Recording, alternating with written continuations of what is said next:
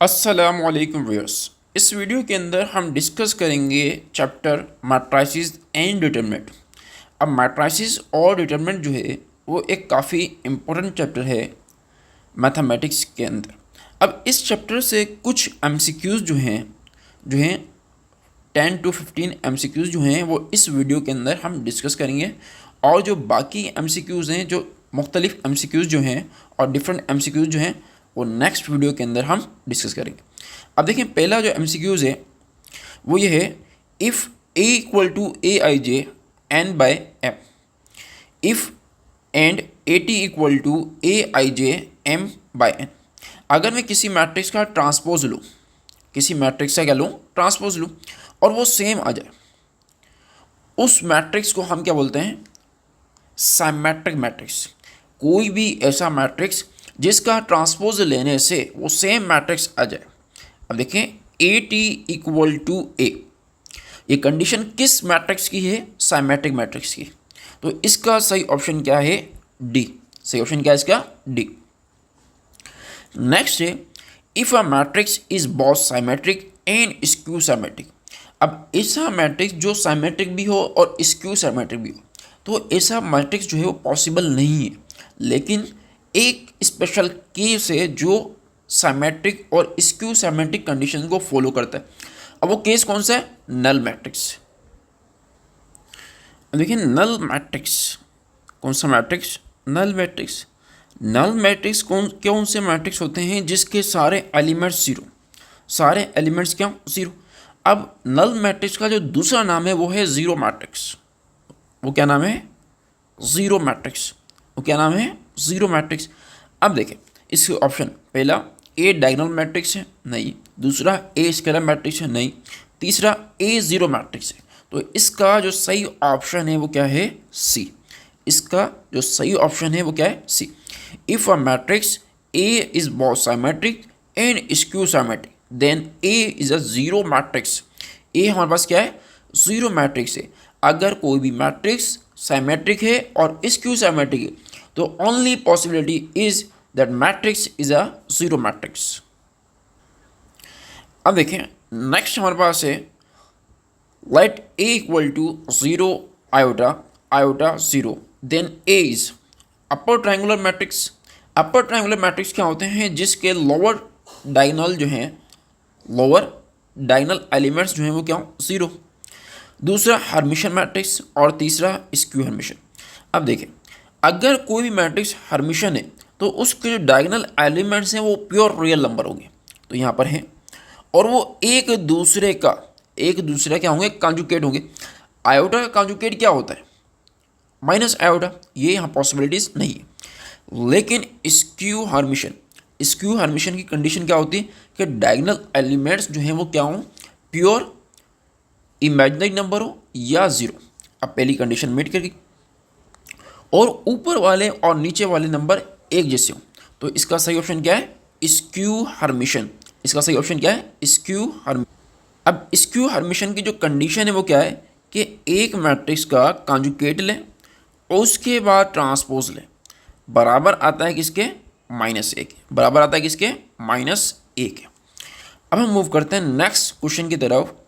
Generally transpose of a row matrix, अगर हम एक रो मैट्रिक्स का ट्रांसपोज लें, क्या करें, रो मैट्रिक्स का ट्रांसपोज लें, तो वो किसके बराबर आएगा, किसके बराबर आएगा, कॉलम मैट्रिक्स के।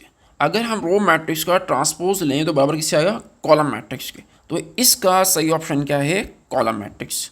Transpose of a row matrix is a column matrix.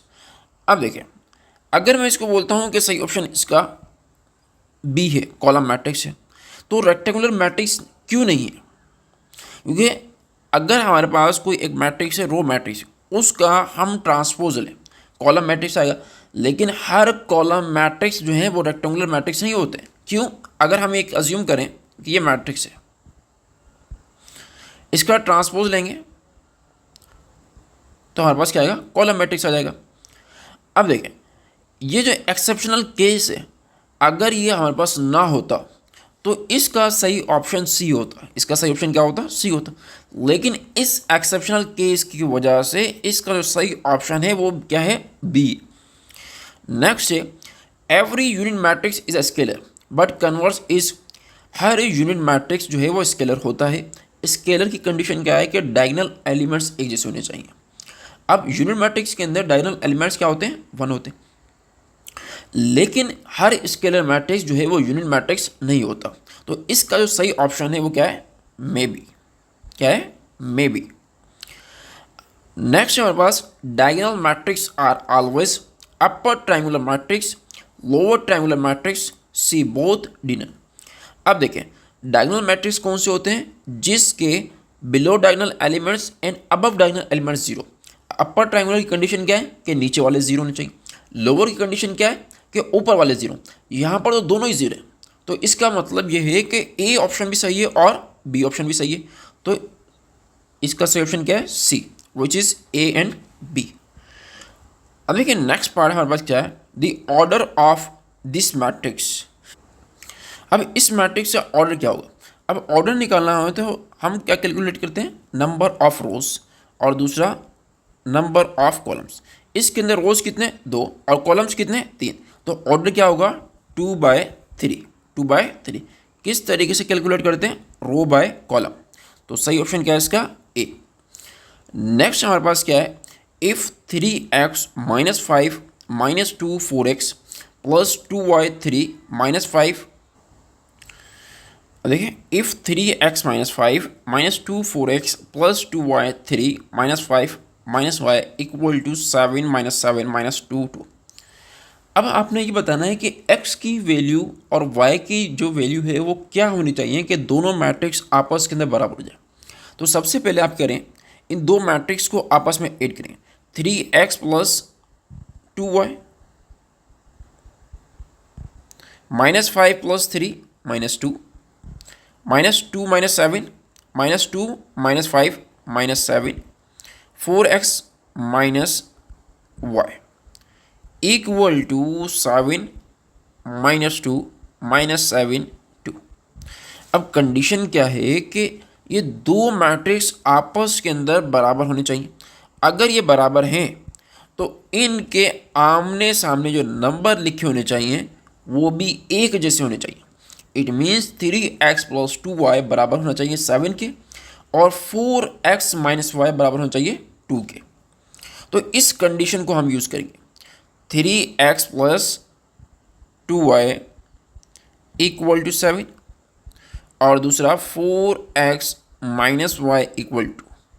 अब देखिए दो साइमल्टेनियस, दो लीनियर इक्वेशन को सॉल्व करने का तरीका क्या होता है, एक साइमल्टेनियस सॉल्यूशन और दूसरा होता है कि एक वेरिएबल की वैल्यू निकालकर हम दूसरे इक्वेशन के अंदर रखें। अब देखिए यहाँ से हमारे पास y की वैल्यू क्या जाएगी, 4x minus 2 equal to Y. Minus का y वहाँ जाएगा तो प्लस का y, प्लस का 2 वहाँ जाएगा तो माइनस का 2। देखिए 4x माइनस 2, अब y की जगह हम क्या लिखेंगे, 4x माइनस 2। रिजल्ट क्या जाएगा, 3x प्लस 2, y की जगह 4x माइनस 2 इक्वल टू 7। अब देखिए 2 को 4x से मल्टीप्लाई करेंगे तो हमारे पास क्या आएगा, 8x। तो क्या होगा, 3x प्लस 8x। 2 को -2 से मल्टीप्लाई कर दो, -4 इक्वल टू 7। अब देखिए 3x प्लस 8x 11x, -4 वहाँ जाएगा तो प्लस का 4, 7 प्लस 4 इक्वल टू 11। अब देखें 11 11 से कैंसिल तो x की वैल्यू क्या आ गई, 1। अब देखिए y की वैल्यू कैलकुलेट करनी, तो इस इक्वेशन को इस्तेमाल करें। अगर मैं x की जगह 1 रखूँ तो 4 को 1 से मल्टीप्लाई करें, 4 minus 2 equal to Y, 4 minus 2 2 equal to Y. तो वैल्यूज़ क्या आ गई, 1 एंड 2। तो सही ऑप्शन क्या है इसका, बी। अब हम मूव करते हैं इसके नेक्स्ट क्वेश्चन की तरफ। नेक्स्ट जो हमारे पास क्वेश्चन है वो ये है 7 - 2 - 7 2 the trace of this matrix. कोई भी स्क्वायर मैट्रिक्स दिया जाए तो उसके जो डायगोनल एलिमेंट्स हैं उनके सम को हम ट्रेस कहते हैं। अब 7 और 2 को ऐड किए तो क्या आएगा, 9। तो इस मैट्रिक्स की जो ट्रेस है वो क्या है, 9। अब नेक्स्ट मैट्रिक्स है हमारे पास। अब देखिए नेक्स्ट जो है हमारे पास, which the following is skew symmetric matrix. अब स्क्यू सिमेट्रिक मैट्रिक्स कौन से होते हैं, ऐसे मैट्रिक्स जिसका ट्रांसपोज लिया जाए और बराबर आए -a के। अब देखिए अगर हम ये कंडीशन फॉलो करते हैं तो ये लेंदी सवाल हो जाता है, लेकिन इसका जो शॉर्ट ट्रिक है वो ये है कि डायगोनल एलिमेंट्स जीरो होने चाहिए। डायगोनल एलिमेंट्स क्या होने चाहिए? जीरो होने चाहिए। और ऊपर और नीचे वाले नंबर्स के अंदर माइनस का फर्क होना चाहिए। किसका फर्क होना चाहिए? माइनस का। अब देखिए पहले सवाल के अंदर डायगोनल एलिमेंट्स क्या है? जीरो है। और ऊपर और नीचे क्या फ़र्क है? माइनस का। तो इसका जो सही ऑप्शन है वो क्या है? ए। यहाँ पर देखें जीरो है, लेकिन ऊपर और नीचे क्या है? सेम। यहाँ पर देखें जीरो नहीं है, लेकिन ऊपर और नीचे माइनस का फ़र्क है। तो एक कंडीशन को फॉलो नहीं करे, वो मैट्रिक्स जो दोनों कंडीशन को फॉलो करे तो उसको हम स्क्यू सिमेट्रिक कहते हैं। नेक्स्ट हमारे पास इफ़ ए इक्वल टू 0 3 0 0। अब देखिए ए बराबर किसके? 0 3 0 0। अब ए स्क्वायर मालूम करना है तो बराबर किसके होगा? ए मल्टीप्लाई बाय ए। देखिए ए हमारे पास क्या? 0 3 0 0 0 3 और 0 0। अब देखिए मल्टीप्लाई करने की कंडीशन क्या होता है? किस तरीके से मल्टीप्लाई करते हैं? 0 को 0 से मल्टीप्लाई करें, 3 को 0 से, तो आंसर क्या आएगा? 0। इसी तरीके से 0 को 0 से मल्टीप्लाई करें, 0 को 0 से 0, फिर 0 को 3 से मल्टीप्लाई करें 0, 3 को 0 से मल्टीप्लाई करें 0 और 0। तो इट मीन्स कि जो रिजल्ट आ रहा है वो क्या है? जीरो मैट्रिक्स है। अब देखिए सबसे पहले सवाल को ऑब्जर्व करें कि सवाल में लिखा क्या था? If A equal to 0 3 0 0 then A square is. अगर एक मैट्रिक्स जो है उसके अंदर एलिमेंट्स 0 3 0 0, तो उसके स्क्वायर लेने से हमारे पास कौन से एलिमेंट्स आएंगे, कौन सा मैट्रिक्स आएगा? अब देखें जो मैट्रिक्स आया है वो क्या है? नल मैट्रिक्स है। और नल मैट्रिक्स का दूसरा नाम क्या है? Zero matrix. तो इसका सही ऑप्शन क्या है? ए। अब देखिए नेक्स्ट हमारे पास if A equal to 2 -1 0 1 B equal to 0 2 1 3। अब बताएं कि ए बी का ट्रांसपोज ले। सबसे पहले ए और बी को मल्टीप्लाई करें। अब इनको मल्टीप्लाई करने का तरीका क्या होगा कि इस रोज को इस कॉलम के साथ मल्टीप्लाई करें, 2 को 0 के साथ मल्टीप्लाई करें 0, -1 को 1 के साथ मल्टीप्लाई करें तो -1, 0 को 0 के साथ मल्टीप्लाई करें 0, 1 को 1 के साथ मल्टीप्लाई करें तो 1। अब हम क्या करेंगे? कॉलम 2 के साथ मल्टीप्लाई करेंगे। अब कॉलम 2 के साथ रो को मल्टीप्लाई करें, 2 को 2 के साथ मल्टीप्लाई करें 4, -1 को 3 के साथ मल्टीप्लाई करें -3, 0 को 2 के साथ 0, 1 को 3 के साथ 3। अब देखें 0 -1 -1, 0 + 1 1, 4 - 3 1, 0 + 3 3। अब ये हमारे पास क्या आ गया? A B. अब हम इसका ट्रांसपोज लेंगे। क्या करेंगे? ट्रांसपोज लेंगे। अब देखिए ट्रांसपोज लेंगे तो रिजल्ट क्या आएगा? -1 1 1 3, -1 1 3। तो सही ऑप्शन क्या है इसका? ए। सही ऑप्शन क्या है इसका? ए। अब हम मूव करते हैं नेक्स्ट क्वेश्चन की।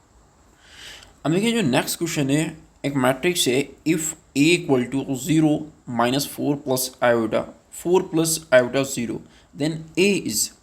अब देखिए ऑप्शन क्या दिया हुआ? पहला ऑप्शन दिया हुआ है स्क्यू हर्मिशन, और दूसरा दिया हुआ है हर्मिशन, और तीसरा दिया हुआ है सिमेट।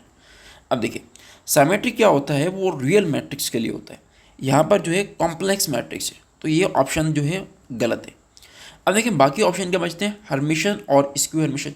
हर्मिशन की कंडीशन क्या होती है कि हमारे पास जो डायगोनल एलिमेंट्स है वो प्योर रियल नंबर होने चाहिए। 0 क्या है? एक प्योर रियल नंबर है। अब ऊपर और नीचे एक दूसरे का कॉन्जुगेट होना चाहिए।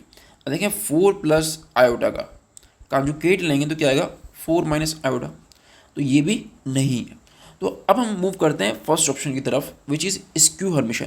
स्क्यू हर्मिशन क्या होती है? डायगोनल एलिमेंट्स 0 या प्योर इमेजिनरी हो, और ऊपर और नीचे नंबर एक जैसे हो, वो भी नहीं। तो इसका सही ऑप्शन क्या है? D, none. अब हम मूव करते हैं नेक्स्ट क्वेश्चन की तरफ।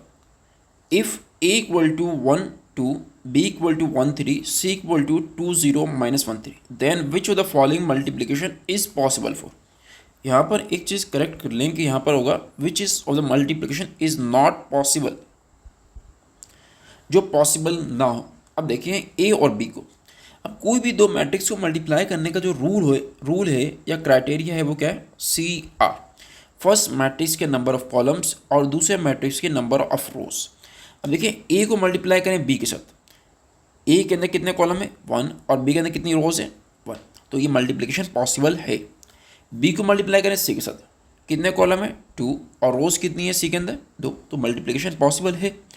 ए को मल्टीप्लाई करें सी के साथ, अब देखें ए के अंदर कॉलम कितने हैं 1 और यहाँ पर रोज कितनी है 2, तो मल्टीप्लिकेशन पॉसिबल नहीं, तो इसका सही ऑप्शन क्या है डी। लेकिन इसका सही ऑप्शन क्या है डी। अब नेक्स्ट क्वेश्चन हमारे पास है x plus 3 1 minus 3 2y plus 2 5 equal to 5 1 minus 3x, then the values of x and y।